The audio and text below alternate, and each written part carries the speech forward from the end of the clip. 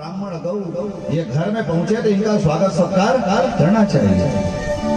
नारद जी जब पहुंचे तो कुशल क्षेम पूछने के बाद भीष्मक जी ने अपनी 5 साल की कन्या रुक्मणी को बुलाया। अरे रुक्मणी आ बेटी इधर आ। बड़े अच्छे विद्वान नारद जी महाराज आए हैं, लोकदर्शी, तीनों काल ये आंख में देखते हैं, भूत वर्तमान और भविष्य, तीनों काल इनके नेत्र के सामने में रहते हैं। आओ आओ। तो जैसे हर माँ बाप की चिंता रहती है बच्चों को लेकर के, इसकी कुंडली देख दो महाराज, इसका हाथ देख दो महाराज, हर कोई अपने बच्चों के लिए चिंतित, सांसारिक लोग सब के सब चिंतित रहते हैं। तो हम ही चिंतित रहते हैं, ऐसी बात नहीं। भीष्मक भी चिंतित है। तब भीष्मक ने रुक्मणी का हाथ दिखलाया नारद जी को, कहा महाराज देखो तो इसको कैसा घर मिलेगा, कैसा वर मिलेगा। हर माँ बाप की यही चिंता रहती है कि पुत्री जाता माती चिंता कस्मै प्रदेयेति महान वितर्कः। घर में जब बेटे का जन्म होता है ना तो खूब फटाका फोड़ते हैं, खुशी मनाते हैं, लाडू बांटते हैं, थाली बजाते हैं, खूब प्रसन्नता। लेकिन जब बेटी का जन्म होता है तो पुत्री जाता महती चिंता। बेटी का जैसे जन्म होता है तो माता पिता को चिंता हो जाती है। तो किस बात को लेकर के चिंता हो जाती है? कस्मै प्रदेयेति महान वितर्कः। इस कन्या को मैं किसे दूंगा, कहां जाऊंगा, इसके लिए कौन वर है, कहां ढूंढूंगा, दे भी दूंगा। दत्तम सुखम प्राप्नोति मानवा, जहां दूंगा वहां इसे सुख मिलेगा कि नहीं मिलेगा, इस बात की चिंता उसको हो जाती है। यही बात उसकी चिंता जो बनी रहती है। तो भीष्मक ने जब हाथ सामने किया नारद जी के, तो नारद जी ने देखना शुरू किया। ओहो अय भीष्मक, सर्वे गुणाः कांचनमाश्रयन्ति। तेरी कन्या का जो स्वामी होगा, पति जो होगा, उसमें सारे गुण विराजमान रहेंगे, कोई भी गुण ऐसा नहीं रहेगा जो उसमें विराजमान। तो लक्षण वर्णन करने लगे कि पति कैसा मिलेगा, कहाँ मिलेगा, किस दिशा में मिलेगा। हमारे पास भी सब आते हैं महाराज जी, इसका विवाह का योग किस दिशा में है, किधर जाए तो देख के बताना पड़ता है उसका चंद्रमा किधर है, क्या है, कैसा है। तो सारे गुणों का जब वर्णन करने लगे तो भीष्मक ने पूछा, इतने गुण आपने बताए, ये गुण किसके में है? तो नारद जी ने कहा, सर्वे गुणाः कांचनमाश्रयन्ति। सब में कुछ न कुछ कमी है। सारे गुण यदि एक साथ आप देखेंगे तो सारे गुण भगवान कृष्ण में ही है, कृष्ण के अलावा कहीं। बस उसी दिन 5 साल की रुक्मणी ने ये संकल्प ले लिया, जन्म जन्म यह रगर हमारी, जन्म जन्म यह रगर हमारी, जन्म यह रगर हमारी, जन्म जन्म यह रगर हमारी। परम संबुन हमारी, परम संबुन हमारी, परम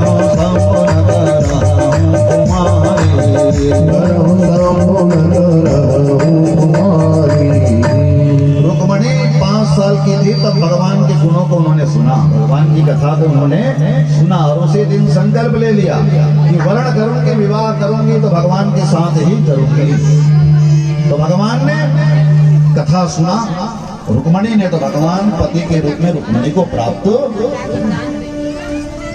सुखदेव भगवान कहते हैं कि राजा परीक्षित, उन्होंने पत्र में लिखा, भगवान को पत्र में क्या लिखा? श्रुत्वा गुणान् भुवन सुंदर शृण्वतां ते निर्विश्य कर्ण विवरे हरतोंगतापम् रूपं दृशादृशमतालखिलार्थलाभं त्वय्याच्युता विशति चेत्रमपक्रमं मे। हे भगवान, मैंने आपको देखा नहीं है, लेकिन मैंने आपके बारे में सुना है, आपके गुणों को मैंने इस प्रकार से सुना है, और मैंने मानसिक रूप से आपका वर्ण कर लिया है। तो आप शीघ्र आइए और मेरा वर्ण करिए। यदि आप नहीं आएंगे तो कहीं ऐसा ना हो कि शेर का भाग सियार ले जाए।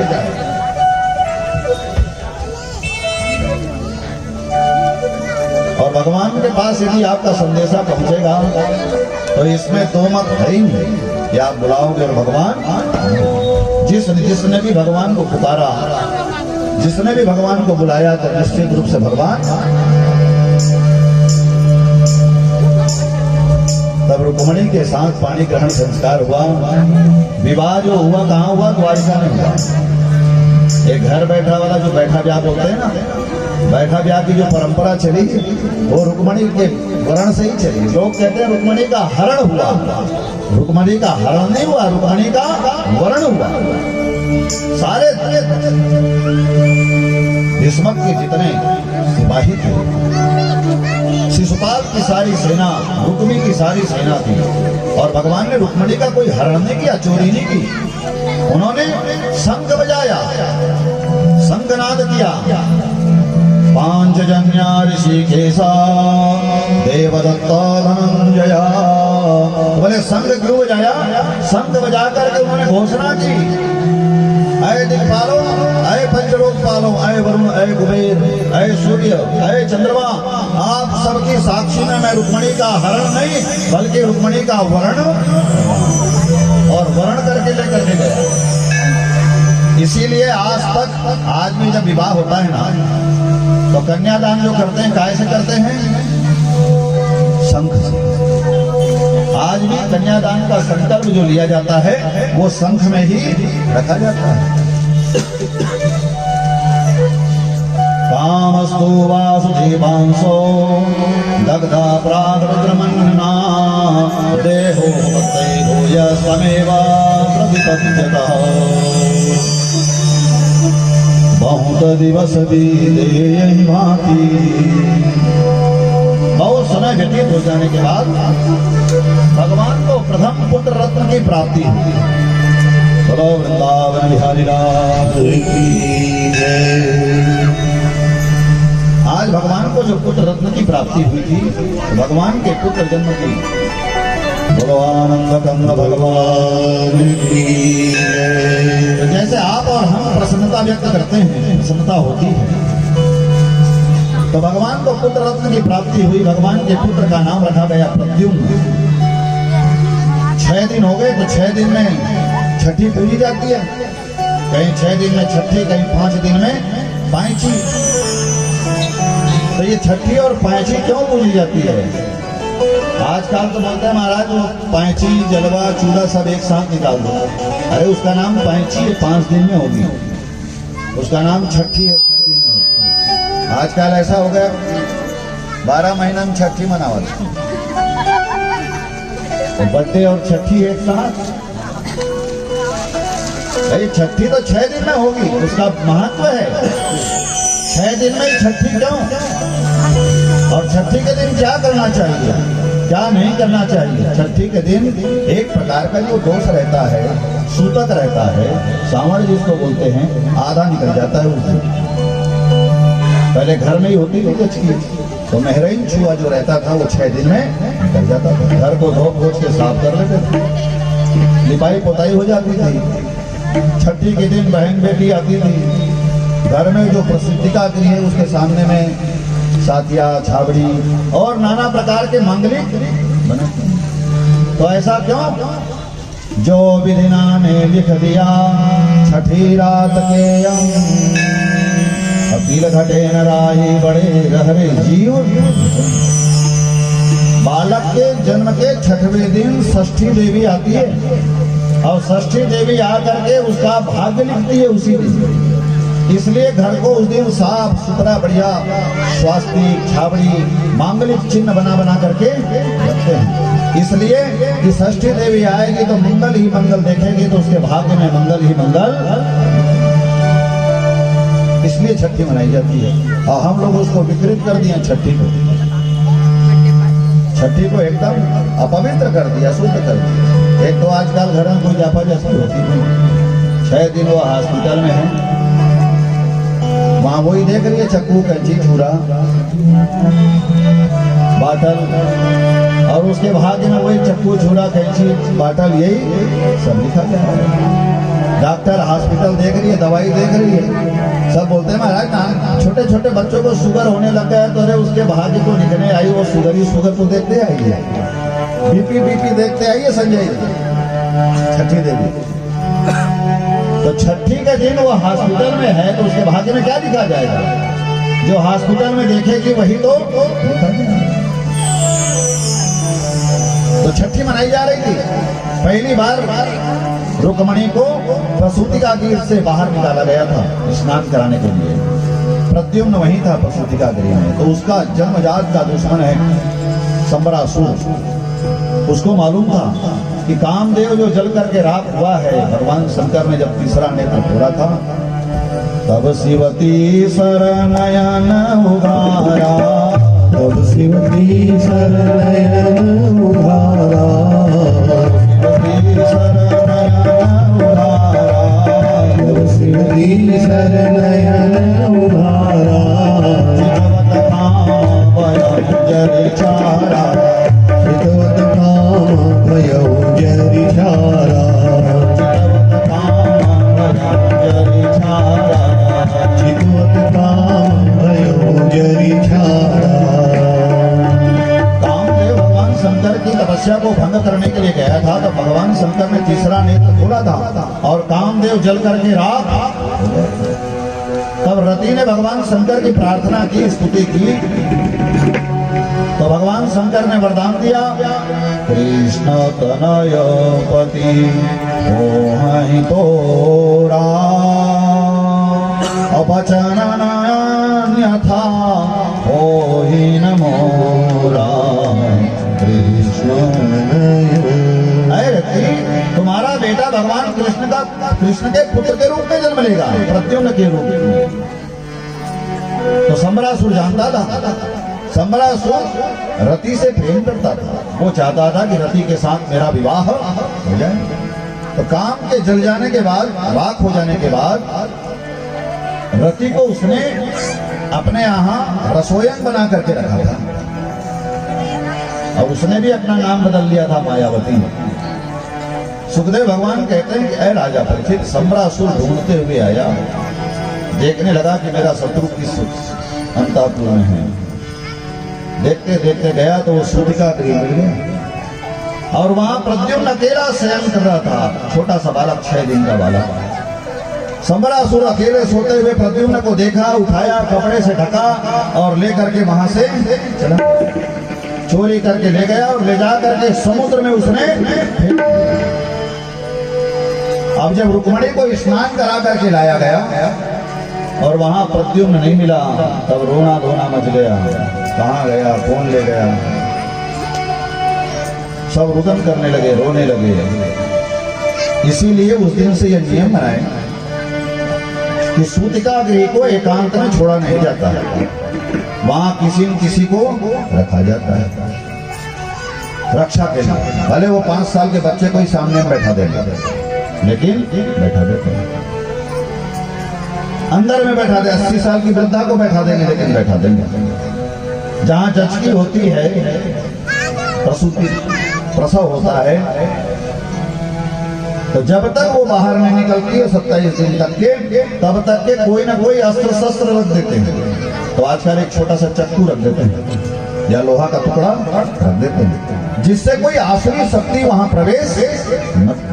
इन नियमों का पालन करना चाहिए। सुखदेव भगवान कहते हैं कि ऐ राजा परीक्षित, बहुत दिवस बीते बाकी। मायावती उसके यहाँ रसोयन बन करके रह रही है संबरासुर के यहाँ। इधर बहुत दिनों के बाद एक केवट ने समुद्र में जाल फैलाया, तो बहुत सी मछली आई पकड़ में, और एक बड़ी मछली भी आई पकड़ में। तब उस केवट ने छोटी मछलियां तो खुद रख ली, और बड़ी मछली जो है वो राजा को गिफ्ट देने के लिए गया। सप्रेम भेंट, भेंट जो दी जाती है ना, तो ऐसा नहीं है कि घर में जो चीज काम की नहीं उसको भेंट में दे दो, पैकिंग कर दिया। युग ऐसा चल रहा है ये बर्थडे और वैवाहिक वर्षगांठ का युग चल रहा है। पैकिंग बदल दिए तो बहुत बड़ी बात है, नहीं तो नाम चिपका रहता है ना, बस उसी को निकालते हैं और दूसरा चिपका देते हैं। इसमें क्या है क्या नहीं भगवान जाने। एक बालक के बर्थडे में गए थे, बच्चे तो हैं, उसको गिफ्ट दिए तो बच्चे हैं, वो अभी खोलूंगा कहता है, और जो दिया था वो बोले मत खोल, मेरे जाने के बाद खोले उसमें, तो उसमें वो कई किस्म के तवे कढ़ाई नहीं रहती है क्या, चूल्हा का जो सामान रहता है वो चूल्हे के सामान निकला बच्चे के गिफ्ट में। देने वाले को तो मालूम नहीं कि इसमें क्या है। तो हमने उसको पूछा, भैया ये गिफ्ट तू कहाँ से खरीदा, बच्चे के लिए चॉकलेट लाता, खिलौना लाता? तो बोले महाराज मेरे को भी मेरे वैवाहिक वर्षगांठ में मिला था तो मैं भी लाके इसको। तो भैया तेरे को ये तवा, चमची, संडासी, कढ़ाई तेरे को इसका काम है, बच्चे को इसका। तो भेंट क्या देना है किसको, भेंट के ऊपर सब कुछ निर्भर करता है। सप्रेम भेंट भगवान में क्या चढ़ाना है, क्या देना है, क्या लेना है। तो हम लोगों की वृत्ति है, हम लेंगे अच्छा और भगवान को देंगे। जब साड़ी सड़ रही होगी ना, 10 साल पहले चलन से निकल गई होगी, वो भागवत जी में आ गई होगी।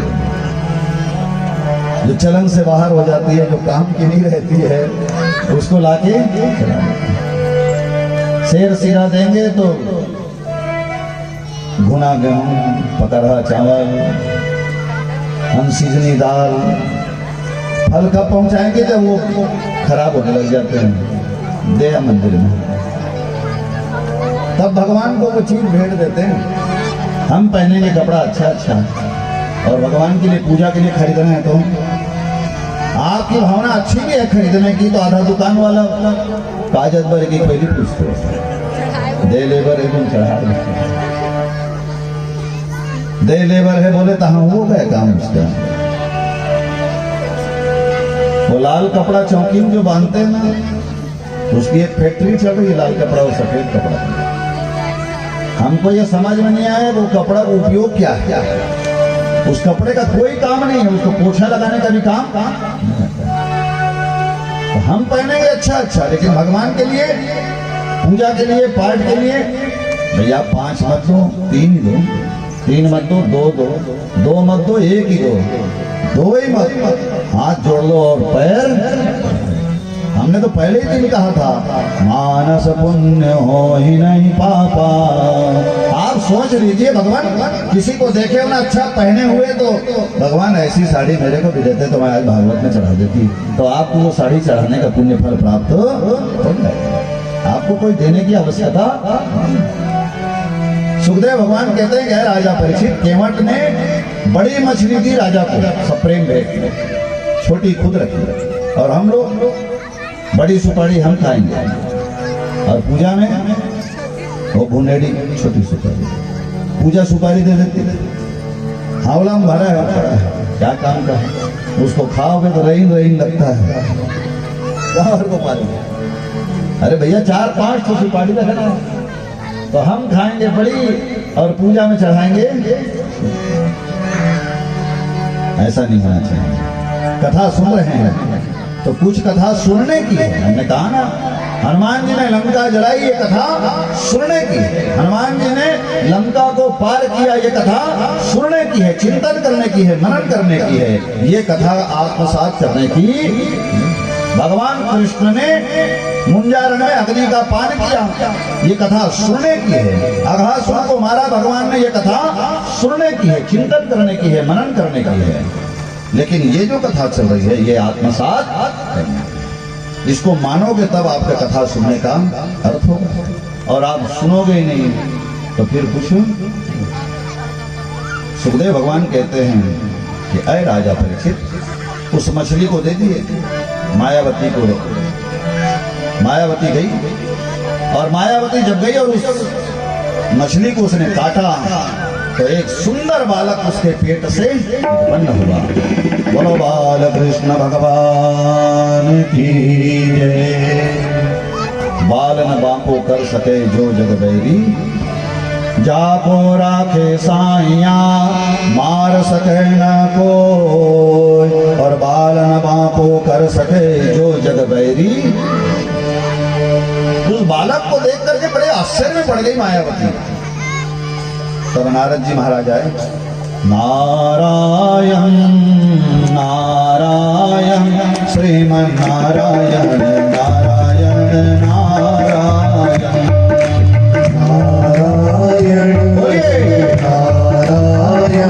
श्रीमन नारायण नारायण नारायण नारायण नारायण श्रीमन नारायण नारायण नारायण नारायण नारायण श्रीमन नारायण नारायण नारायण नारायण हरि नारायण नारायण हरि नारायण नारायण हरि नारायण नारायण हरि नारायण नारायण नारायण श्रीमन नारायण नारायण नारायण नारायण नारायण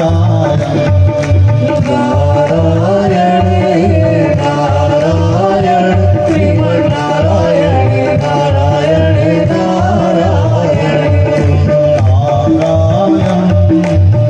नारायण श्रीमन नारायण नारायण नारायण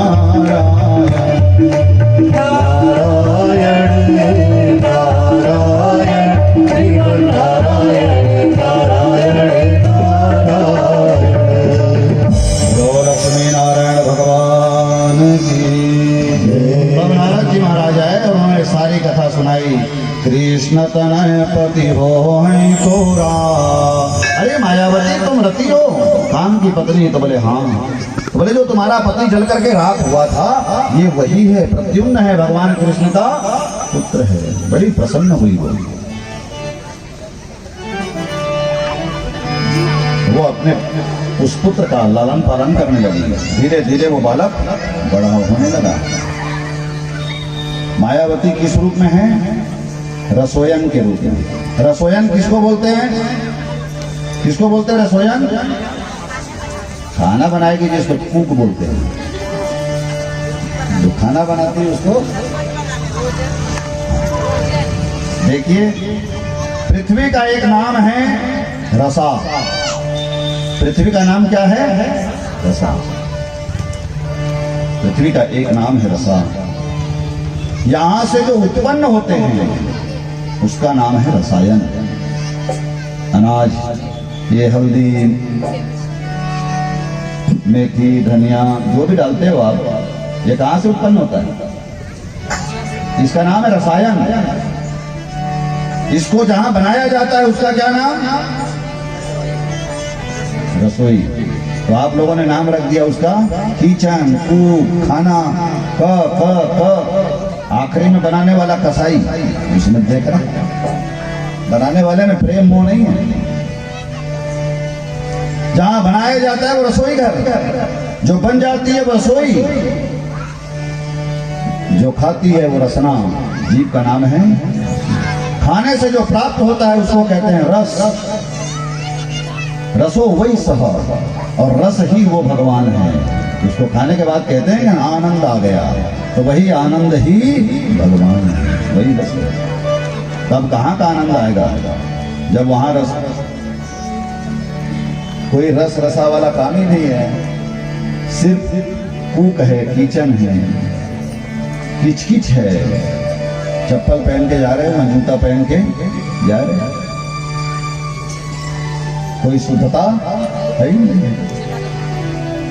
चौका की चप्पल अलग है महाराज, मोजा पहने रहते हैं, पूजा भी मोजा पहन के करते हैं, पहने रहते हैं। भैया क्या अंतर है मोजा में और जूता में? वो भी पैर में पहना गया है, वो भी पैर में। फर्क ये है कि वो चमड़े का है, प्लास्टिक का है, ये कपड़े का है। तो कपड़े का हो गया तो अशुद्ध नहीं होगा क्या? जितना अशुद्ध जूता है, चप्पल है, उतना ही अशुद्ध मोजा भी है। पूजा पाठ जप तप हवन मोजा पहन के करना नहीं चाहिए, परम अपवित्र है। नहीं होती ठंड, वही ठंडे प्रदेश के लोग हैं तो अलग से पूजा का ही रखो कि पूजा के समय में रोज धुला हुआ जब बैठे हो आसन में तब पहन लो और उठने से पहले उसको। सुखदेव भगवान कहते हैं कि ऐ राजा परीक्षित, खूब सब कलाओं में प्रवीण किया उन्होंने, प्रद्युम्न को युद्ध लड़ना सिखाया। एक दिन की बात, प्रद्युम्न ने पूछा मायावती से, तुम कैसी माँ हो? प्रद्युम्न नहीं जान रहा है कि ये रति है, रति जान रही है कि ये कामदेव है। तो तुम कैसी माँ हो? सेवा तो मेरी माँ के समान करती हो और कामना पत्नी के समान करती हो। तब मायावती ने सारी कथा सुनाई और कहा ये संबरासुर तुम्हारा शत्रु है। सुखदेव भगवान कहते हैं कि ऐ राजा परीक्षित, दोनों में बहुत घनघोर युद्ध हुआ, संबरासुर मारा गया और संबरासुर जब मारा गया तब रति को लेकर के प्रद्युम्न जो है द्वारिका में पहुंचे। तो किसी ने प्रद्युम्न को नहीं पहचाना क्योंकि 6 दिन का बालक वो हरण हुआ था, अब बड़ा हो गया, ब्याह शादी करके पहुंचा था वहां, तो किसी ने नहीं पहचाना, लेकिन रुक्मणी ने पहचान लिया। रुक्मणी का वो बालक है, रुक्मणी का वो बेटा है। सब भूल जाएंगे लेकिन माँ बेटे को भूलती, माँ माँ होती है। जीवित तो जीवित, मरी हुई माँ का कलेजा भी बच्चों के लिए तड़पता रहता है, बच्चों के आशीष की कामना करता है।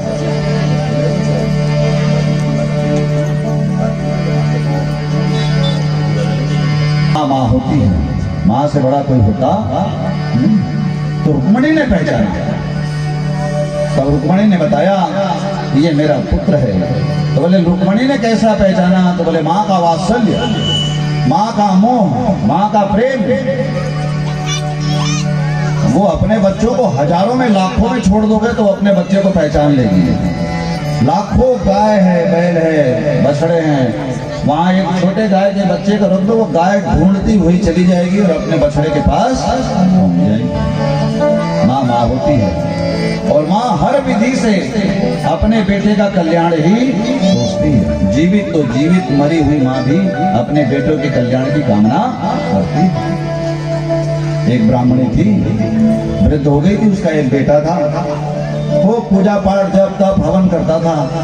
एक दिन की बात, जंगल में गया लकड़ी लाने के लिए, लकड़ी लेकर के आ रहा था तो एक वेश्या को उसने देख लिया, पर पुरुष के साथ रमण करते हुए। बस उसी दिन उसके बुद्धि में बैठ गई, हाँ विधि मिलाई कवन विधि बाला, विधि मिलाई कवन विधि बाला,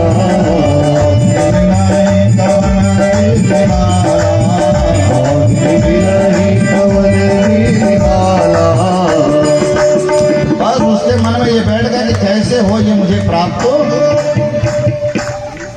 तो पहुंचा वेश्या के पास, कहने लगा कि मैं तुम्हें पत्नी बनाना चाहता हूँ, मेरे तुम्हारे साथ विवाह करना चाहता हूँ। तो उस वेश्या ने कहा असंभव।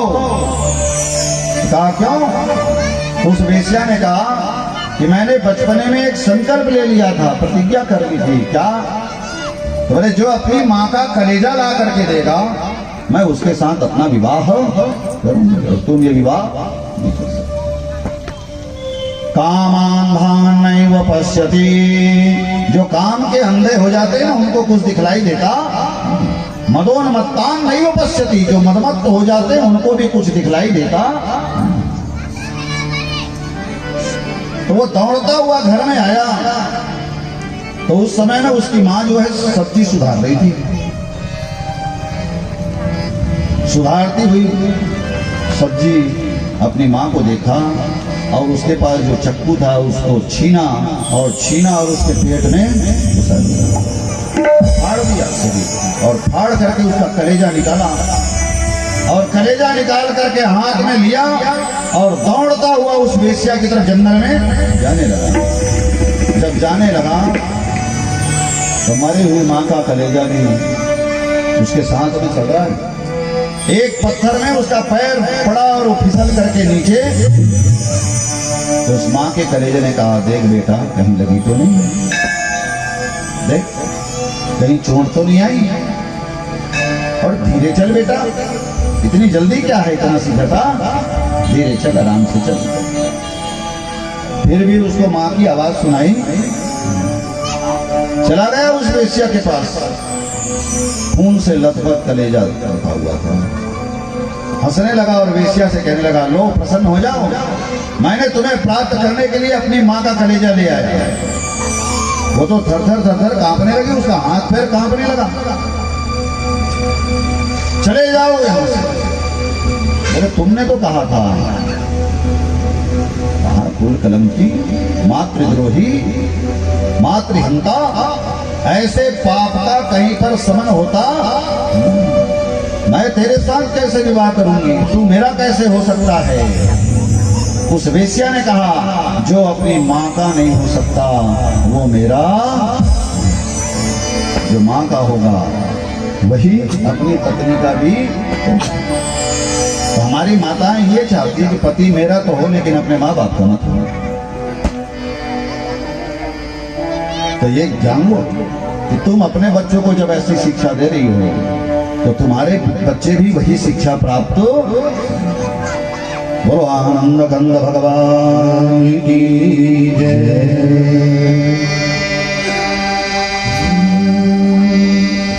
तेरे जीवन में खुशियाँ तमाम आएंगी, तेरे जीवन में खुशियाँ तमाम आएंगी, ले जा माँ की दुआएं तेरे काम आएंगी, ले जा माँ की दुआएं तेरे काम आएंगी, तेरे जीवन में खुशियाँ तमाम आएंगी, तेरे जीवन में खुशियाँ तमाम आएंगी, ले जा माँ की दुआएं तेरे काम आएंगी, ले जा माँ की दुआएं तेरे काम आएंगी, ले जा माँ की दुआएं तेरे काम आएंगी, ले जा माँ की दुआएं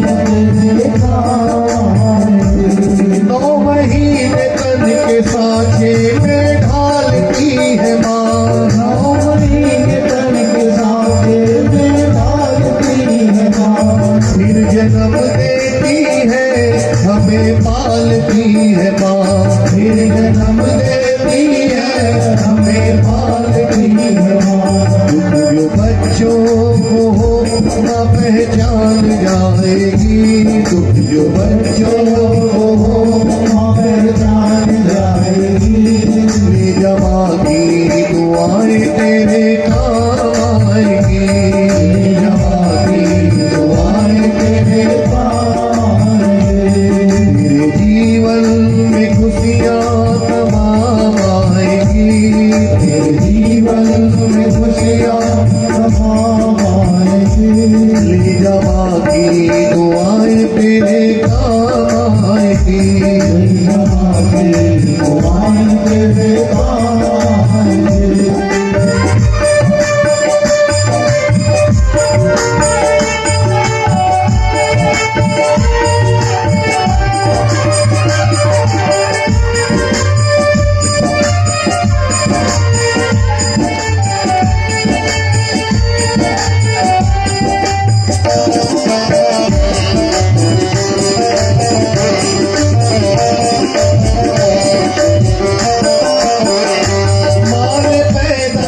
किया तो अपनी पहचान है, माँ ने पैदा किया तो अपनी पहचान है, माँ ने पैदा किया तो अपनी पहचान है, माँ ने पैदा किया तो अपनी पहचान है। माँ तुम्हारी हमारी सबकी भगवान है, माँ तुम्हारी हमारी सबकी भगवान है, माँ तुम्हारी हमारी सबकी भगवान है, माँ तुम्हारी हमारी सबकी भगवान है। अपनी माँ को मना, माँ वो मान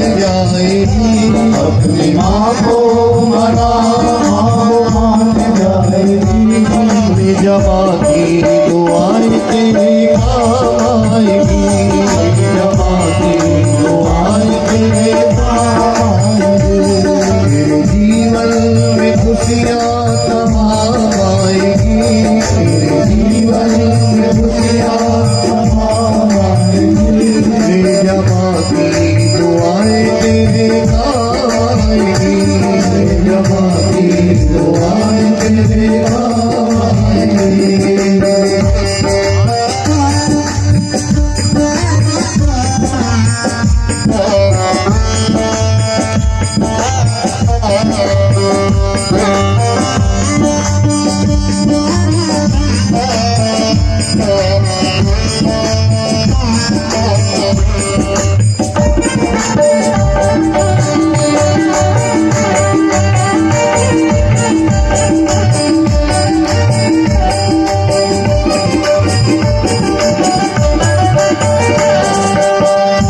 बोझ बरसों तलक तो उठाती है माँ, बोझ बरसों तलक तो उठाती है माँ, बोझ बरसों तलक तो उठाती है माँ, बोझ बरसों तलक तो उठाती है माँ, जाग कर तेरी रातें बिताती है माँ, जाग कर तेरी रातें बिताती है माँ, जाग कर तेरी रातें बिताती है माँ, जाग कर तेरी रातें बिताती है माँ, जो बच्चों को हो माँ पहचान जाएगी, जो बच्चों को हो माँ पहचान जाएगी, ले जमा की दुआएं तेरे काम आएगी, ले जमा की दुआएं तेरे काम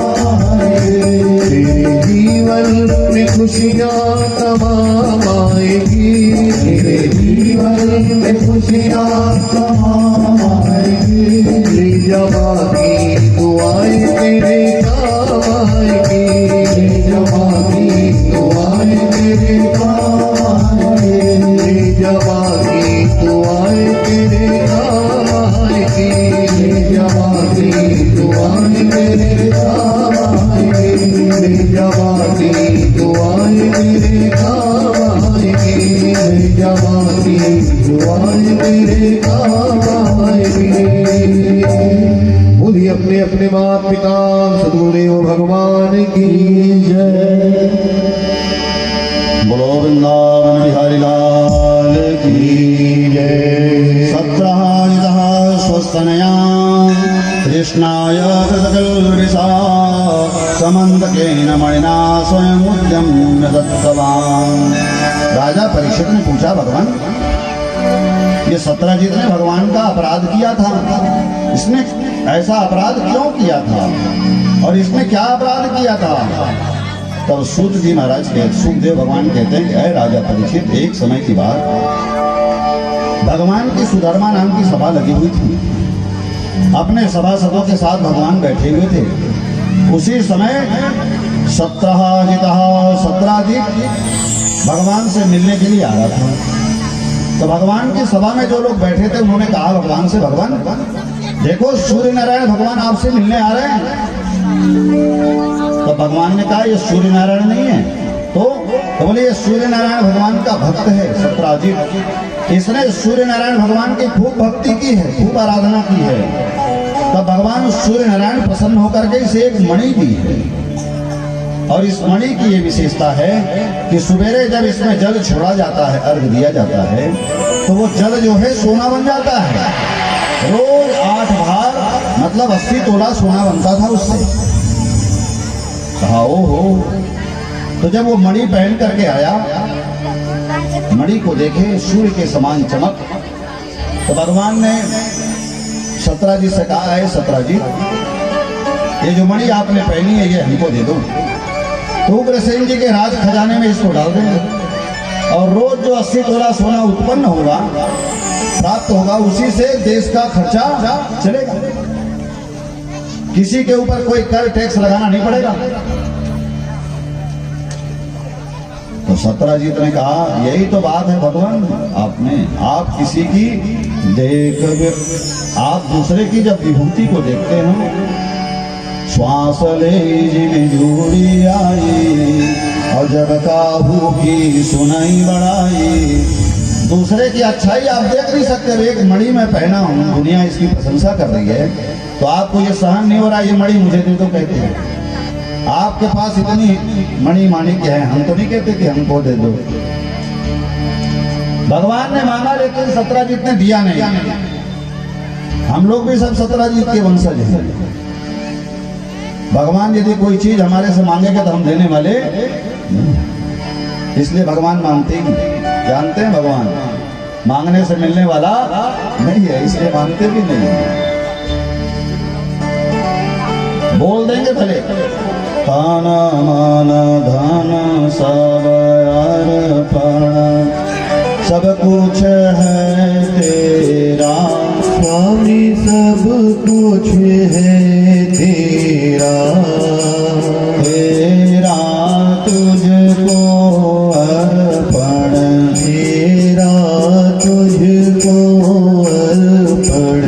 क्या लागे मेरा ओम जय जगदीश हरे। बोल भले देंगे लेकिन देने वाले नहीं। जब सत्यजीत ने नहीं दिया तो हम ही कहां देंगे।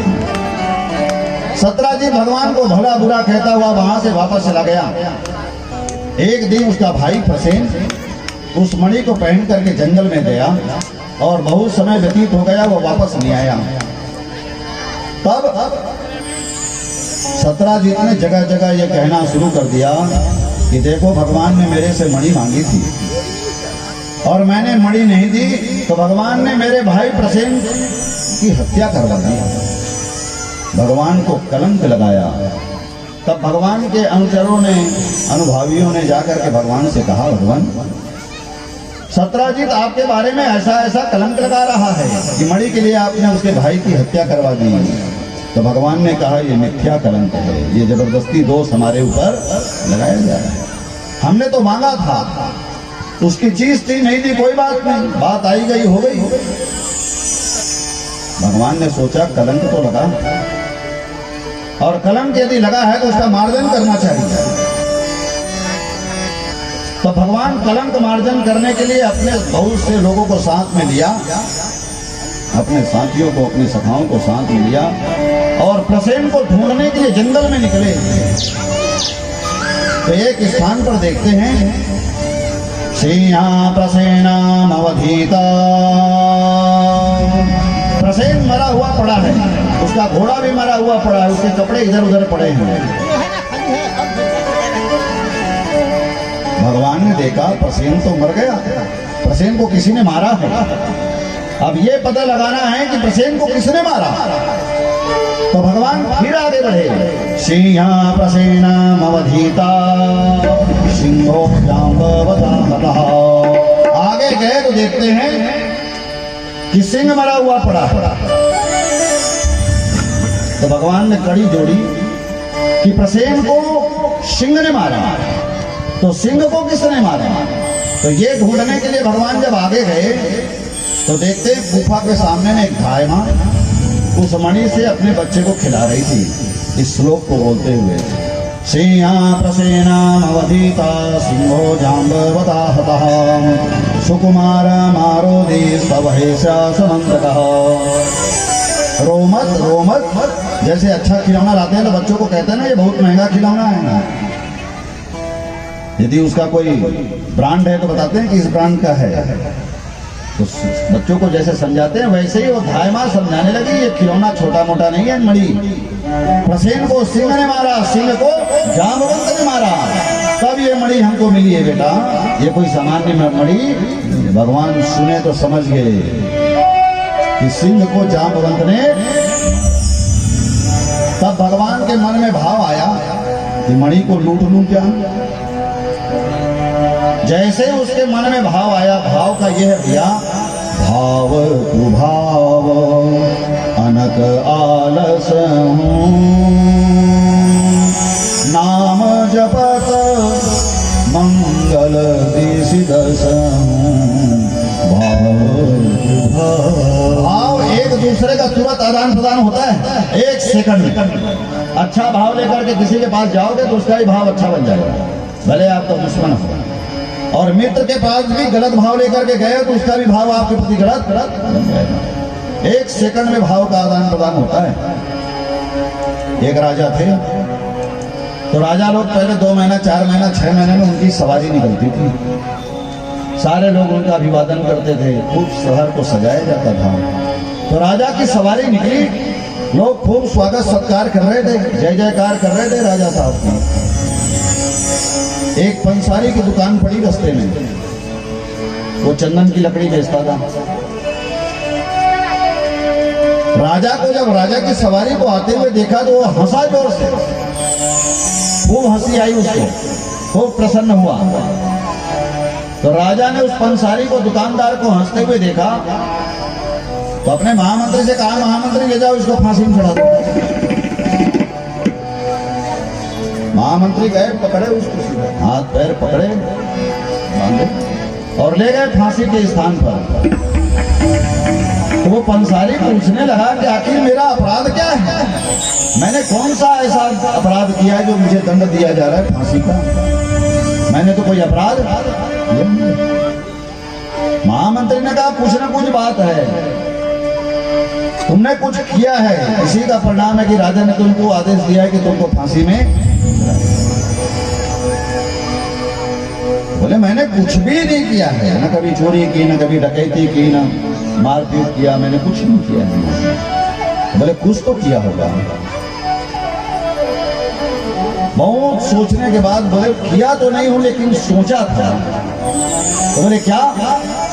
तो बोले राजा को आते हुए देख करके मुझे बड़ी प्रसन्नता हुई, खूब खुश हुआ था। और उसी समय मैं ये सोचा, इतने दिन से ये लकड़ी चंदन की पड़ी है, ये मर जाता तो मेरी सारी लकड़ी। तो राजा ने उसके भाव पढ़ लिए कि ये मेरे मरने की कामना करता है। तो तुम किसी के मरने की कामना करोगे तो वो तुमको कोई शुभ कामना देने वाला, वो भी तुम्हारे मरने की ही कामना करेगा। तो भाव कुभाव अनक आलस, आपके जैसे भाव रहेंगे सामने वाले का प्रतिभाव भी वैसा ही होगा। सुखदेव भगवान कहते हैं कि राजा परीक्षित, उसी समय धाय माने आवाज लगा दी, पकड़ो पकड़ो, बचाओ बचाओ। अंदर में जामवंत जी महाराज सो रहे थे, उठे गदा लेकर के बाहर निकले, भगवान को देखे, धड़ाधड़ गदा में मारने। भगवान ने कहा, अरे जामवंत, अरे सुनो तो, मैं तुम्हारा राम कृष्ण रूप में, मैं भगवान। लेकिन जामवंत सुनने को खाली नहीं, धड़ाधड़ भगवान मारने। थोड़ी देर भगवान मार खाते रहे, फिर भगवान ने भी मारना शुरू किया। तो एक दूसरे दोनों तरफ से दुश्मन गुस्सा। भगवान के जो सखा साथ में गए थे 15-20 दिन तक, जब भगवान वापस नहीं आए, गुफा से नहीं निकले, खून की धार निकलने लगी, तो भगवान के सखा सोचने लगे हो सकता है गुफा के अंदर। वो चले गए और देवकी और वसुदेव को द्वारिका जी ने बताए कि भगवान का कुछ न कुछ अनिष्ट हो गया। तब वसुदेव और देवकी ने द्वारिका में सतचंडी यज्ञ किया, देवी भागवत की कथा सुनी। बोलो जगत जननी दुर्गा मैया की जय। एकम से नवमी जो माघ की नवरात्रि होती है, जिसे गुप्त नवरात्रि कहा जाता है, उस नवमी में नवचंडी, सतचंडी, सहस्त्रचंडी का अनुष्ठान किया और देवी भागवत की कथा। 27 दिन तक युद्ध चलता रहा। 28वें दिन भगवान ने एक मुक्का जोर से मारा, वक्ष में पड़ा। तब जामवंत की नस नस ढीली पड़ गई। तब जामवंत भगवान को नस से सीख कर बार बार देखने लगा। भगवान ने कहा, जान लिया? तो बोले हाँ जान लिया। तो मान ले? तो कहा मानूंगा नहीं। तो बोले मैं तेरा वही राम, मैं राघवेंद्र, मैं रघुवर जानता हूं। तो कहा मान ले? मानूंगा नहीं। तो बोले तेरे राम से कम सुंदर हूं? तो बोले नहीं नहीं, ऐसी बात ना। बड़ा सुंदर भाव जामवंत जी का। भैया भगवान भी प्रणाम कराने के लिए तरसते रहते हैं। आप रोज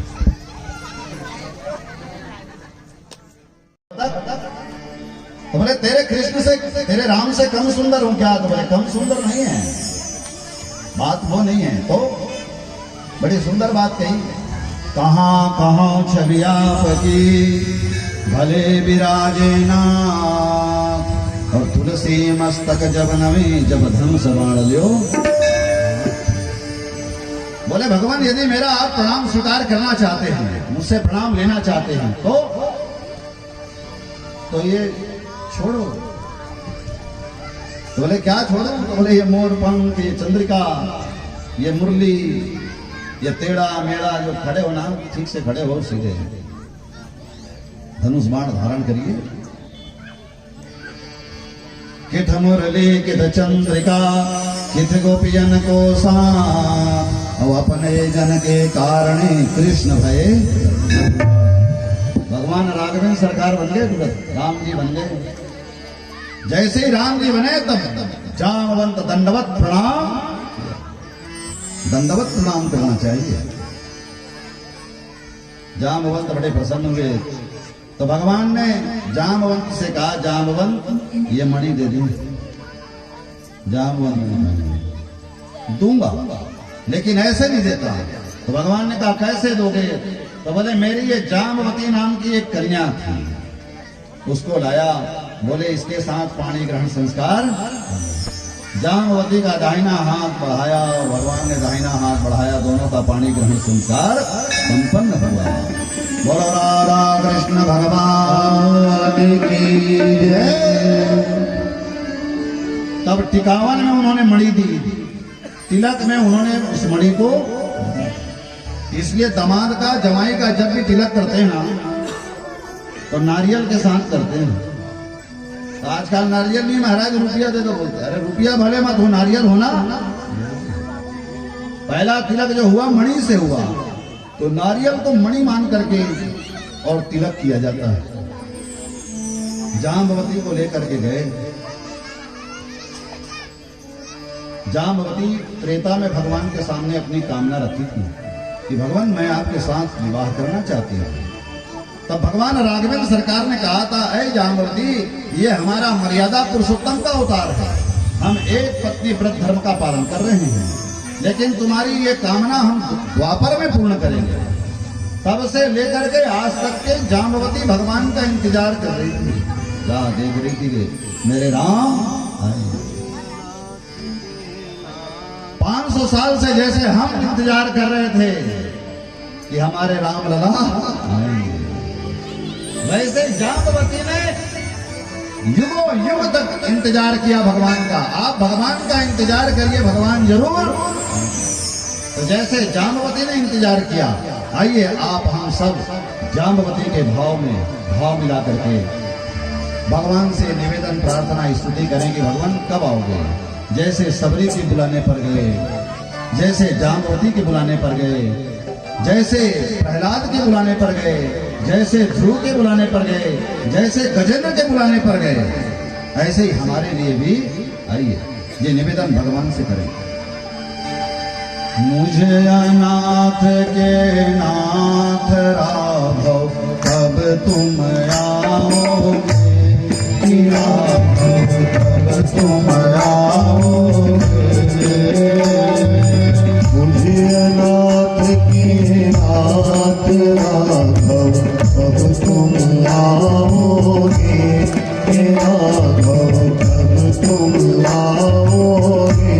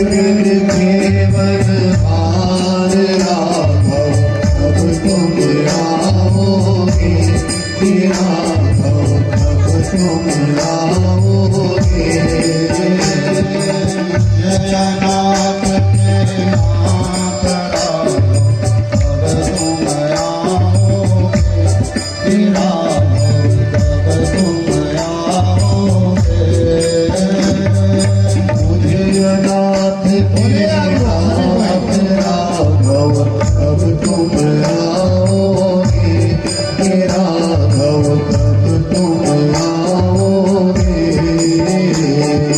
छूट गया सब जगत सहारा छूट गया सब जगत सहारा कोई नहीं अब नाथ हमारा कोई नहीं अब नाथ हमारा तुम ही एक आधार राखो अब तुम आओगे तेरा अब तुम आओगे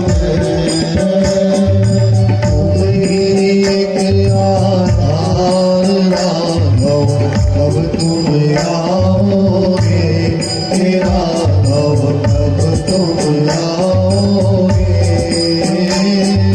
मुझे अनाथ के नाथ राघव अब तुम आओगे तेरा अब तुम आओगे मुझे अनाथ के नाथ राघव कब तुम आओगे हे राघव कब तुम आओगे कमल नयन कमलापति स्वामी कमल नयन कमलापति स्वामी जानहु भटकी अंतरयामी जानहु भटकी अंतर्यामी मोहि कस तिन्न विसार राघो अब तुम आओगे तेरा अब तुम आओगे कोई कस दीन विसार राघव कब तुम आओगे हे राघव कब तुम आओगे मुझे अनाथ के नाथ राघो अब तुम आओगे तेरा अब तुम आओगे मुझे अनाथ के नाथ राघव कब तुम आओगे हे राघव कब तुम आओगे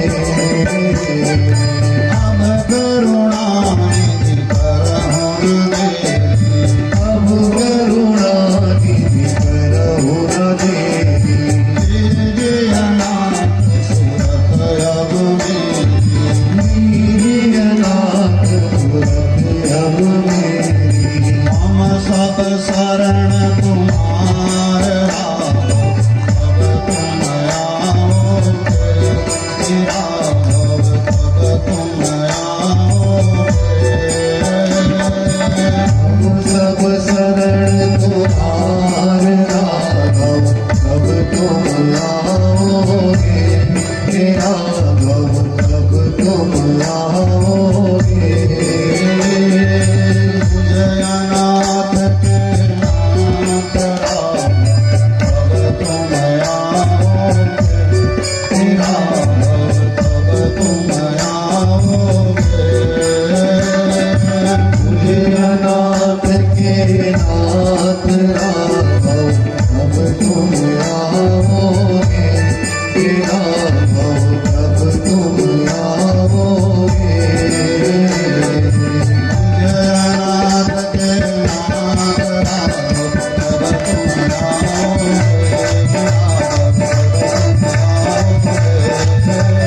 मुझे अनाथ के नाथ राघव कब तुम आओगे हे राघव कब तुम आओगे राघव कब तुम आओगे हे राघव कब तुम आओगे हे राघव कब तुम आओगे हे राघव कब तुम आओगे बोलो राघवेंद्र सरकार की जय।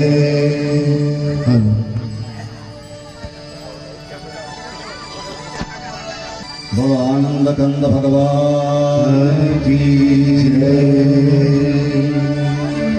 जैसे जाम्बवती ने भगवान का इंतजार किया तो भगवान आए। वैसे हम लोग भी इंतजार करेंगे तो निश्चित रूप से भगवान आए। भगवान मणि को लेकर के जाम्बवती को लेकर के पहुंचे।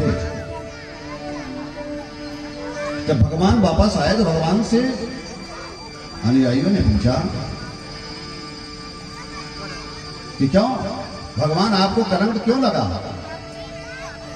तब राजा परीक्षित ने भी सुखदेव भगवान से पूछा कि आपको कलंक क्यों लगा। तो जैसा भगवान ने अपने सखा लोगों से कहा, जैसे जो उत्तर दिया राजा परीक्षित से सुखदेव भगवान कहते हैं कि वही उत्तर मैं तुम्हें सुनाता हूं। तो बोले भगवान ने क्या बताया। भगवान ने कहा, माया भाद्रपदे शुक्ला चतुर्थ्या चंद्र दर्शनम दोषपदाम्बुनि वैराजं कृतं देवं पश्यतः। उन्होंने कहा चौथ का जो चंद्रमा देखता है ना उसको कलंक लग जाता है, ऐसा शास्त्रों में वर्णन है। भगवान ने कहा मैंने चौथ का चंद्रमा देख लिया था इसलिए मुझे कलंक लगा। तो भगवान से कहा गया कि आपने क्या आप जानते नहीं थे। तो बोले जानता था। फिर तो बोले बाकी 14 दिन का चंद्रमा देखोगे दिखता नहीं है, लेकिन चौथ का चंद्रमा नहीं देखना आगे आगे माता है, सामने सामने माता है। बोले मैं जान रहा था और नीचे सील करके जा रहा था। भगवान कहने लगे तो गोस्पदाम्बुनि वैराजन, भादों का महीना, गायों के चलने से जगह जगह मिट्टी में गड्ढे हो गए थे और उसमें पानी भरा था। तो मैंने सीधे चंद्रमा को नहीं देखा था, नीचे वो पानी में चंद्रमा मुझे, इसलिए कलंक। तब राजा परीक्षित ने पूछा ये चौथ का चंद्रमा कलंकित क्यों है, उसे क्यों नहीं देखना चाहिए। तब सुखदेव भगवान कहते हैं कि ऐ राजा परीक्षित, चौथ भादो शुक्ल चौथ भगवान गजानन स्वामी का जयंती पर्व है, जन्म दिवस है। उस दिन पार्वती ने खूब सजा धजा करके गणेश जी से सायंकाल की बेला में कहा जाओ अपने मित्रों के साथ अपना जन्म दिवस मनाओ। हम लोग जन्म दिवस आदिकाल से मनाते आ रहे हैं, कोई आज किसी के देखा सीखी मना रहे हैं ऐसी बात।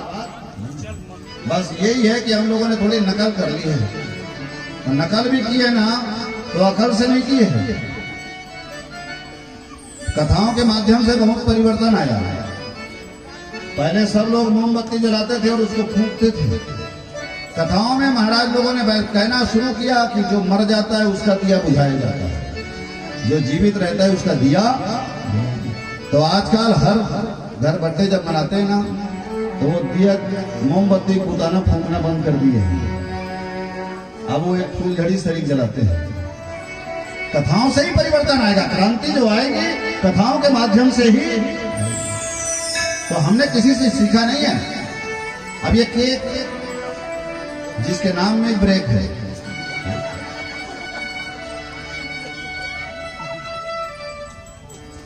जन्म उत्सव, अभी रामोत्सव चल रहा है ना, कोई बंधन नहीं, विराट हर कोई पशु पक्षी किन्नर नाग पशु सब मनाने के लिए स्वतंत्र है। लेकिन केक में ब्रेक है, सीमित लोगों को जिसको बुलाया जाएगा वही पहुंचेगा, दूसरा। तो हमारे यहाँ जन्मदिन की संस्कृति और ये हमने जो केक की संस्कृति अपनाई है, इसका अंतर, बेसिक अंतर। भगवान गणेश जी का जन्मदिन हम जब मनाते हैं तो भगवान गणेश जी को भोग क्या लगता है, गुड़ के मोदक भोग लगत है, ये बोलते हैं ना। मोदक काय का प्रतीक है। मोदक जो बिखरा हुआ है उसको एक किया जाता है, बांधा जाता है। जो अलग हैं उनको एक किया जाता है। ये अलग जात का है, ये अलग समाज का है, ये वो है, ये है। मोदक बांधने का प्रतीक, घर को बांधने का प्रतीक है। ये काका है, ये ताऊ है, ये चाचा है, ये मामा है, ये बुआ है, उसको बांधा जाता है, बांध के रख लिया। मोदक बांधने का प्रतीक है और केक काटने का प्रतीक। केक काटने वाली प्रवृत्ति है। काट देते हैं नहीं काट देते हैं। तो आजकल वही चल रहा है। ताऊ को काटो, चाचा को, परिवार को, इसको छोड़ो, उसको छोड़ो। केक काटने की संस्कृति है, मोदक जोड़ने की संस्कृति है। तो हम जो जन्मदिन मनाते हैं वो 100% आध्यात्मिक और सही है। इसको हमको नकल करने की आवश्यकता। धीरे धीरे केक भी बंद होगा, आधा घर का आ गया है। और उसमें जो ऊपर में जो सफेद लाल काला जो डाले रहते हैं, कभी खाना मत उसको। दुनिया की सबसे गंदी चीज, सबसे गंदी चीज जो है उससे वो टेस्टी बनता है, और उसको केक के ऊपर में डाले रहते। भागवत जी में हम उसका नाम नहीं लेते। सबसे गंदी चीज रहती है उसमें। खाना ये तो घर में बनाओ, और घर में फिर वो डालो मत और खा लो काट कर। बोलो आनंद भगवान की जय। तो भगवान सज धज करके गणेश जी महाराज निकले अपने मित्रों से मिलने के लिए। तो अचानक भगवान गजानन स्वामी का ऐसा है कि लंबी सूंड, बड़ा पेट, बड़े बड़े कान, कान को संभाले तो सूंड इधर जाए, सूंड को जाए तो पेट इधर जाए।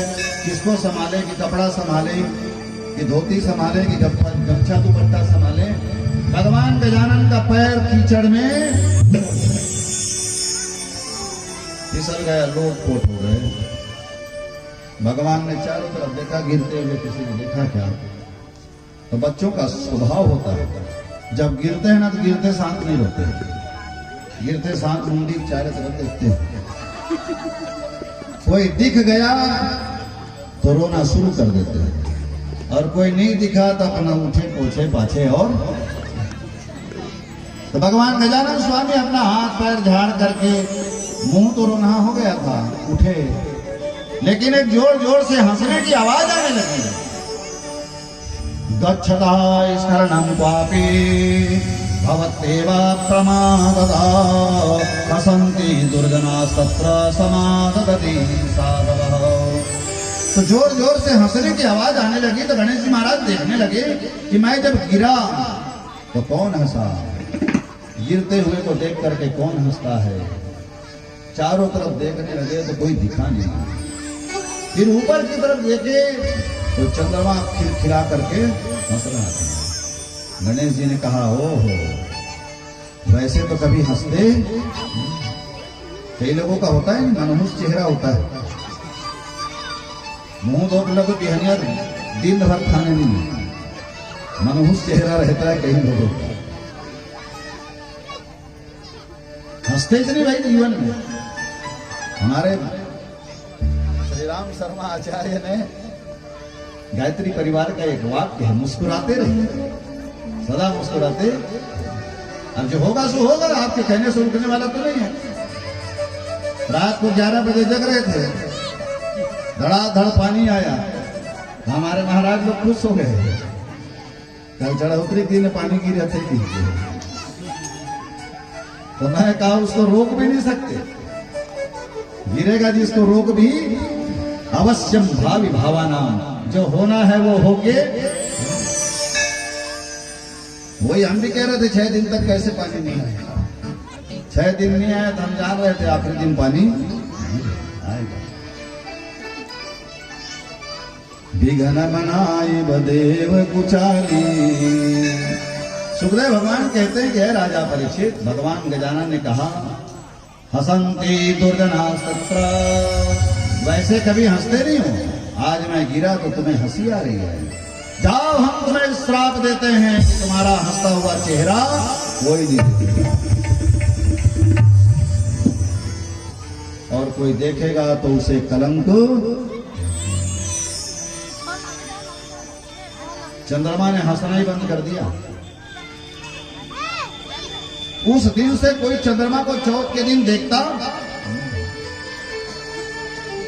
तब राजा परीक्षित ने पूछा, भगवान वो तो जबरदस्ती दिखता है, दिख जाए तो क्या करना चाहिए? तो कहा दिख जाए तो ओम गम गणपते नमः, ओम गम गणपते नमः, ओम गम गणपते नमः, इन मंत्रों का जप करना चाहिए, गणेश जी का स्मरण करना चाहिए, गणेश जी का स्तवन करना चाहिए। और कसमई तो बोले किसी से गाली खा लेना चाहिए। तो गाली खाने के लिए यह है किसी के साथ और हट जाओ तो उतना ही और जो जहां गाली तक रहे धड़ाधड़ दे ही दे जाए तो इसमें भी रिस्क है। तो बोले और एक उपाय है तद्दिने इष्टिका प्रक्षेपादिनः कस्माचित् काली ग्रहणादि। और एक उपाय है बोले ईंट फेंकना चाहिए, पत्थर फेंकना चाहिए। भागवत में इतना ही लिखा है, कहाँ फेंकना चाहिए ये आप देखो। हम कह के जाएंगे कि पड़ोसी के यहाँ फेंकना है तो आप कहो कि महाराज कह गए है कि भागवत में नहीं लिखा है कहाँ फेंकना। तो ऐसा यदि उपाय कर लेते हैं तो आपको कलंक लगने वाला नहीं। नित्य गणेश जी का स्मरण करना चाहिए, गणेश जी का भजन करना चाहिए, गणेश जी का स्तवन करना चाहिए। हर घर में गणेश जी की प्रतिमा होनी चाहिए। और हमारा गणेश जी तो ऐसा है, हमारा तो गुड़ा च गणपति गुड़ा च नैवेद्य, गुड़ कई गणेश बना लेते हैं, गुड़ कई भोग लगा देते हैं। उसी गणेश जी बनाए उसी तोड़ के उसी ऐसे ही चढ़ा देते हैं। हमारे यहाँ तो गोबर का गणेश जी बना देते हैं और गोबर की ही गौरी। हमारे यहाँ तो गणेश जी कड़कड़ में विराजमान है, इसलिए हमेशा नित्य रोज प्रातः काल गणेश जी का स्मरण करना चाहिए। ओम गम गणपतये नमो नमः, सिद्धि विनायक नमो नमः, अष्ट विनायक नमो नमः, गणपति बप्पा मोरया। गणपतये नमो नमः, सिद्धि विनायक नमो नमः, अष्ट विनायक नमो नमः, गणपति बप्पा मोरया। गणपतये नमो नमः, सिद्धि विनायक नमो नमः, अष्ट विनायक नमो नमः, गणपति बप्पा मोरया। गणपतये नमो नमः, सिद्धि विनायक नमो नमः, अष्ट विनायक नमो नमः, गणपति बप्पा मोरया। ओम गणपतये नमो नमः, सिद्धि विनायक नमो नमः, अष्ट विनायक नमो नमः, गणपति बप्पा मोरया। गणपतये नमो नमः, सिद्धि विनायक नमो नमः, अष्ट विनायक नमो नमः, गणपति बप्पा मोरया। ओम गणपतये नमो नमः, सिद्धि विनायक नमो नमः, अष्ट विनायक नमो नमः, गणपति बप्पा मोरया। गणपतये नमो नमः, सिद्धि विनायक नमो नमः, अष्ट विनायक नमो नमः, गणपति बप्पा मोरया। गणपतये नमो नमः, सिद्धि विनायक नमो नमः, अष्ट विनायक नमो नमः, गणपति बप्पा मोरया। गणपतये नमो नमः, सिद्धि विनायक नमो नमः, अष्ट विनायक नमो नमः, गणपति बप्पा मोरया। देवा गणपति देवा, तुमसे बढ़कर कौन, देवा तुमसे बढ़कर। देवा गणपति देवा, तुमसे बढ़कर कौन, देवा तुमसे बढ़कर कौन। और तुम्हारे भक्त जनों में, और तुम्हारे भक्त जनों में, हमसे बढ़कर कौन, हमसे बढ़कर कौन। देवा गणपति देवा, तुमसे बढ़कर कौन, देवा तुमसे बढ़कर कौन, देवा तुमसे बढ़कर कौन, देवा तुमसे बढ़कर कौन, देवा तुमसे बढ़कर कौन।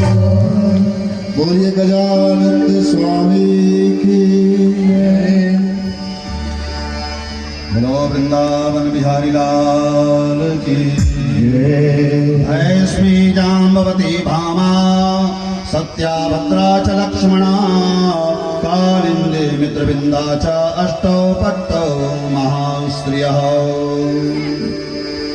राजा परीक्षित ने पूछा भगवान के कितने विवाह हो गए? 3 विवाह हो गए। तीसरा विवाह सत्यभामा के साथ हुआ। सत्यजीत ने मणि को भगवान को फिर से टिकावन में दे दिया, टीका में। तो भगवान ने वापस दिया, कहा रखे रहो, ये जब तक घूमेगी ना तब तक उपद्रव होता रहेगा, एक स्थान पर इसे बंद करके। बोले भगवान के कितने विवाह हुए? तो सुखदेव भगवान ने कहा 16,108। अभी तो 4 ही विवाह का वर्णन हो रहा है। यदि संपूर्ण विवाह का वर्णन किया जाएगा तो एक भागवत उसी में ही लिखी। बोले 8 सिद्ध नित्य पत्नियां हैं।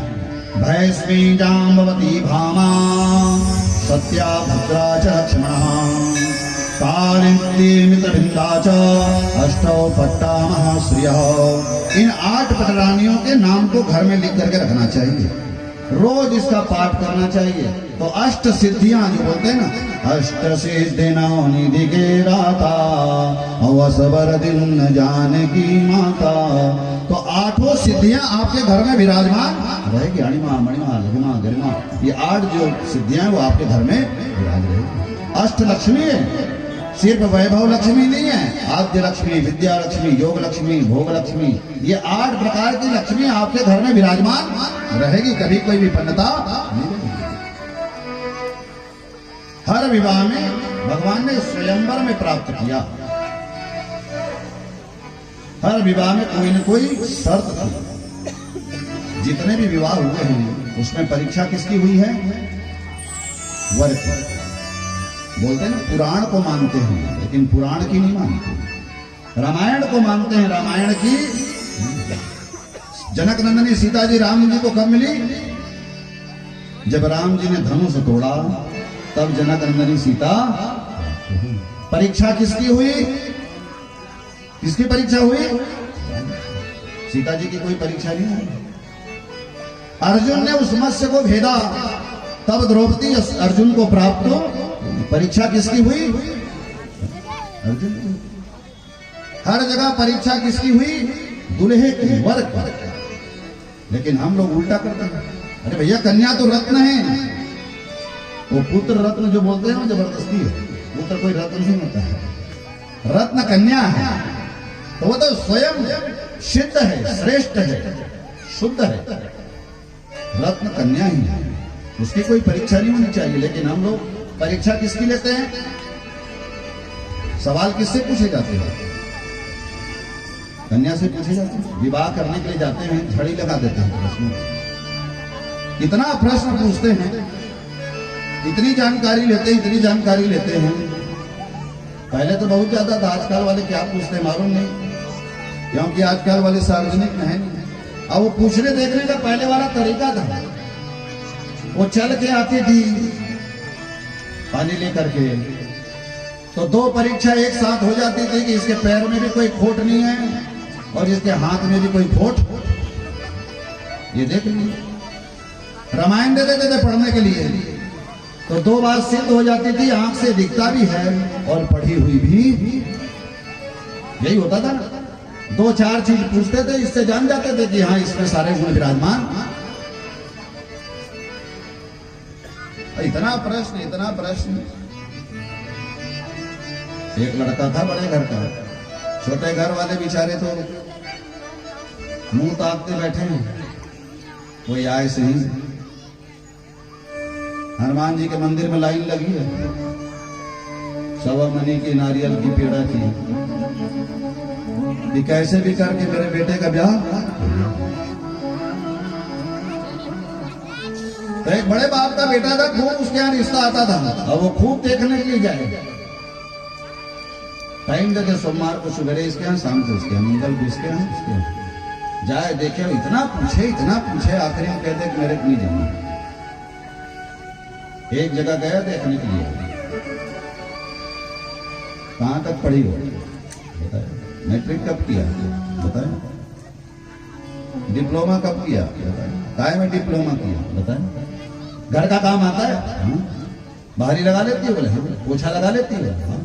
रसोई बना लेती है? हाँ। पहले पूछते थे सिलाई आती है? हाँ। आजकल कहाँ सिलाई वाला काम है? सिलाई आती है? हाँ। कढ़ाई आती है? हाँ। बुनाई आती है? हाँ। जो पूछता जाए हाँ। बोले गाना आता है? हाँ। नाचना आता है? तो लड़की ने कहा हाँ। तो लड़के ने कहा अपने पिताजी से कि पिताजी मुझे पसंद है, पक्का कर दो। तब लड़की ने कहा ये है मेरे होने वाले स्वामी, आपको पसंद कर लिया। अब 100 प्रश्न आप पूछे हो, तब आपके साथ जीवन भर रहना है। फिर हमारे यहाँ सनातन में यह मत है कि जन्म जन्म का बंधन होता है, 7 जन्मों में बंधने के लिए जा रही हूँ। एक आध प्रश्न मैं भी पूछ लूं क्या? तो लड़का पूछता, बोले पूछो पूछो, क्या बात है, पूछो पूछोगे, पूछो कोई बात नहीं, पूछो पूछो, जो पूछोगे बताएंगे। तो लड़की ने पूछा तबला बजाना आता है क्या? तो बोले नहीं आता। 20 महीना आज हूं तो और बाप तबला बजा ही।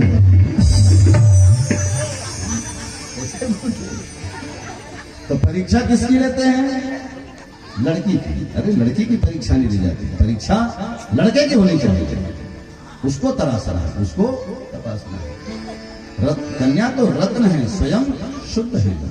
तो इन 8 नित्य सिद्ध पत्नियां, और इनका बहुत सा उपयोग है, बहुत सा काम है। शास्त्रों में कहा गया, भगवान राम से लक्ष्मण जी ने पूछा कि पत्नी का क्या काम है, उससे कौन से काम लेने चाहिए? कार्येषु मंत्री करणेषु दासी वर्णेषु पत्नी क्षमया गायत्री स्नेहेषु माता शयनेषु रंभा रंगे सखे लक्ष्मण प्रियाणि। कार्येषु मंत्री, कोई काम आप जो करते हैं, व्यापार करते हैं, व्यवसाय करते हैं, राजनीति में हम कुछ भी हैं, मंत्री का पद यदि किसी को दिया जाए, निज सहायक निज सचिव, तो वो अपनी पत्नी को देना चाहिए, क्योंकि उससे ज्यादा भला करने वाला आपका कोई नहीं हो सकता। वो स्वप्न में भी आपका बुरा चाहने वाली, तो एक अच्छी मंत्री सिद्ध हो सकती है, अच्छी सलाहकार सिद्ध हो सकती है, अच्छी आपकी सचिव सिद्ध हो सकती है।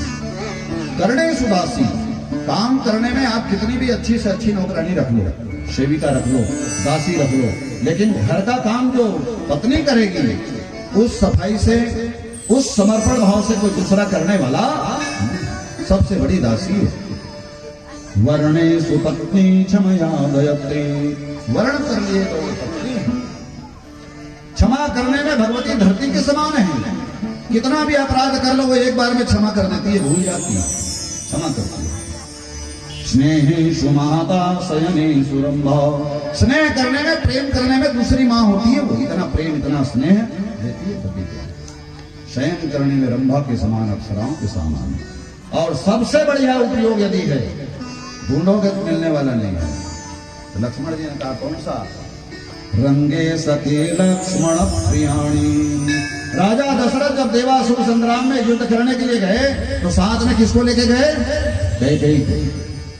युद्ध में जाना हो, युद्ध के मैदान में जाना हो, तब इनको साथ में लेकर के जाए, सब पीछा छोड़ देंगे, लेकिन वो पीछा छोड़ने वाली। और दूसरा ये है, किसी के साथ झगड़ा है ना, लड़त भर लड़ो, आप नहीं लड़ सकते ना, कहाँ आगे कर दो, तेरे सुधारते रहो, इसे कहते हैं। तो कितना बदमाश रहेगा, कितना बड़ा भी रहेगा, तो वो उसको सुधार के आगे आएगी। युद्ध के मैदान में, लड़ाई के मैदान में, झगड़ा जहां हो रहा हो, लड़ाई जहां हो रही हो, तो अपनी पत्नी को सामने कर दीजिए। युद्ध के मैदान में बहुत अच्छा उपयोग किया जा सकता है। सुखदेव भगवान कहते हैं, ऐ राजा परीक्षित, इस प्रकार से भगवान के 8 विवाह हुए और 16,100 विवाह एक साथ संबरासुर के यहाँ, 16,100 पटरानियां जो बंद थी, भगवान ने संबरासुर का वध करके और उन 16,100 कन्याओं के साथ एक मंडप पर विवाह किया। अब भगवान के कितना विवाह हो गए? 16,100। बोलो आनंद कंद भगवान की जय। तो बोले ये विवाह कैसे हुआ? 16,100 विवाह एक साथ। तो बोले एक दिन की बात, नारद जी महाराज देवलोक में गए, पारिजात का पुष्प लेकर के आए और भगवान के द्वारिकापुरी में चले गए। 16,108 पटरानियों के साथ भगवान वास करते थे। नारद जी ने सोचा चलो देखे तो सही भगवान की गृहस्थी कैसे चल रही है, यहाँ लोगों की एक ही नहीं संभलती है और भगवान 16,108 को संभालते हुए। चलो देखे। नारद जी महाराज मीना बजाते हुए पहुंचे। श्रीमन नारायण नारायण नारायण, श्रीमन नारायण नारायण नारायण, नारायण नारायण श्रीमन नारायण नारायण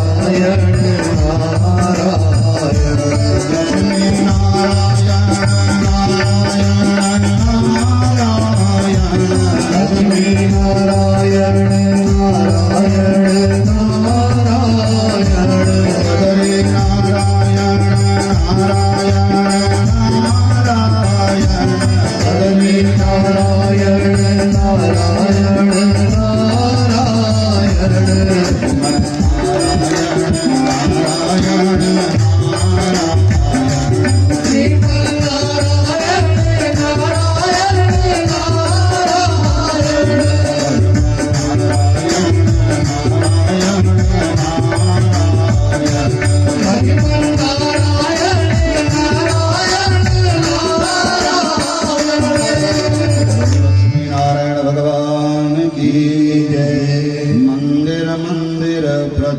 शोभा। भगवान जाने लगे एक एक अंतःपुर में। तो भगवान रुक्मणी के अंतःपुर में थे। नारद जी वहां गए, रुक्मणी के साथ भगवान को बैठे हुए देखे। तो नारद जी ने वो पारिजात का पुष्प निकाला और कहा भगवान देवलोक गया था तो देवलोक की सबसे सुंदर वस्तु मैंने आपके लिए लाया है, पारिजात का पुष्प। भगवान आप मुझे सबसे प्रिय हैं, इस पुष्प को मैं आपको दे रहा हूं। भगवान ने ले लिया। जैसे लिया तो भगवान सुनो, कहा क्या? जैसे आप सबसे मुझे प्रिय तो मैंने आपको दिया है, तो या तो इस पुष्प को आप रखना और फिर या जो सबसे ज्यादा आपको प्रिय हो उसको इसको। भगवान ने कहा हो गए नहीं नारद जी, दो दिन ही तय बीज खा दिए नहीं जा रहा। रुक्मणी बैठी थी तो भगवान ने भी रुक्मणी को खुश करने के लिए कहा कि रुक्मणी हमें सबसे प्रिय है। और रुक्मणी की चोटी में उस पारिजात के पुष्प को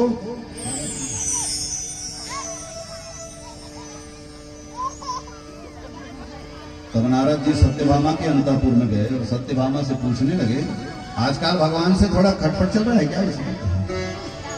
तो सत्यभामा ने कहा नहीं। कैसे? तो भगवान नारद जी ने कहा मैंने एक पुष्प दिया था भगवान को। तो भगवान हमेशा कहते थे सत्यभामा मुझे सबसे ज्यादा प्रिय है, लेकिन भगवान को मैंने कहा कि इस पुष्प को उसे देना जो आपको सबसे ज्यादा प्रिय हो। तो उन्होंने रुक्मणी को दिया है आपको। सत्यभामा ने कहा आने दो। भगवान वहां से आए तो सत्यभामा का मुंह फूला हुआ।